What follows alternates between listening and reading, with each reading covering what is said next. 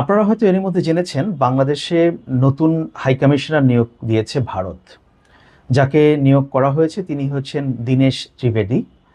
ভারতীয় মিডিয়াগুলোতে সেটি দেখা যাচ্ছে।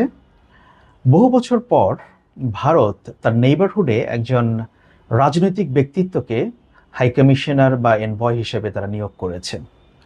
এটার অর্থ দুই রকম হতে পারে।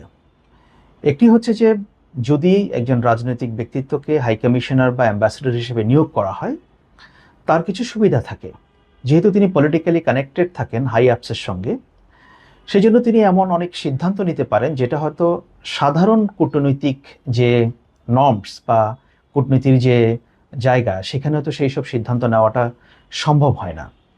সেক্ষেত্রে তিনি তার বাউন্ডারির বাইরে গিয়েও অনেক কিছু করতে পারেন, দ্রুততার সাথে করতে পারেন, কনফিডেন্স নিয়ে করতে পারেন।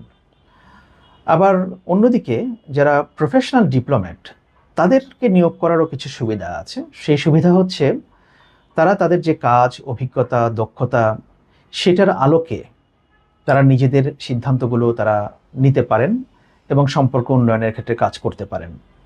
তবে বিভিন্ন সময় ধরা হয় আমাদের সাউথ এশিয়ান কান্ট্রিগুলোতে যে পলিটিক্যাল অ্যাপয়েন্টি হিসেবে যাদেরকে দেওয়া হয়, যদি তাকে খুব গুরুত্বপূর্ণ মনে করা হয় বা সেই দেশকে গুরুত্বপূর্ণ অনেক মনে করা হয়, তখন একজন পলিটিক্যাল অ্যাপয়েন্টি সেখানে দেওয়া হয়।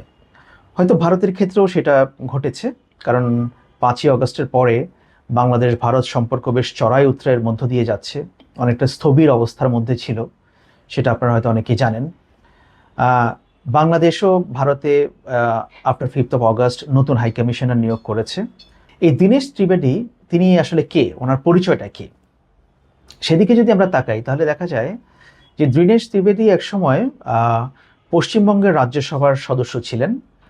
তিনি দীর্ঘ সময় তৃণমূল কংগ্রেসের রাজনীতি করেছেন এবং তিনি তৃণমূল কংগ্রেসের থেকে ব্যারাকপুর থেকে তিনি 2009 সালে তিনি এমপি নির্বাচিত হয়েছিলেন এবং তিনি 2009 থেকে 2019 পর্যন্ত তৃণমূল কংগ্রেসের টিকিটে তিনি লোকসভার সদস্য ছিলেন। এবং একই সাথে ভারতে যখন ইউপিএ সরকার ক্ষমতায় ছিল ডক্টর মনমোহন সিংয়ের নেতৃত্বে, এই দীনেশ ত্রিবেদী তিনি সেই সময়ে ডক্টর মনমোহন সিংয়ের মন্ত্রিসভাতেও ছিলেন তৃণমূল কংগ্রেস থেকে। যদিও 2012 সালে তিনি রেলওয়ে মিনিস্টারের পদ থেকে রিজাইন করেছিলেন। তার রিজাইন করার কারণ ছিল তখন রেলওয়ের ভাড়া বাড়ানো হয়েছিল, সেটা নিয়ে একটা বিতর্ক, এবং বলা হয়ে থাকে যে মমতা ব্যানার্জির চাপে শেষ পর্যন্ত তিনি রিজাইন করতে বাধ্য হয়েছেন। এরপর 2021 সালে এই দীনেশ ত্রিবেদী তিনি ভারতীয় জনতা পার্টি বা বিজেপিতে তিনি যোগ দেন। বিজেপিতে যোগ দেন এবং বিজেপির হাই আপসের সঙ্গে তার ভালোই কানেকশন আছে। সুতরাং বাংলাদেশের রাজনীতি, বাংলাদেশের মানুষ, বাংলাদেশের সমাজ ব্যবস্থা সম্পর্কে তার একটা ভালো ধারণা আছে।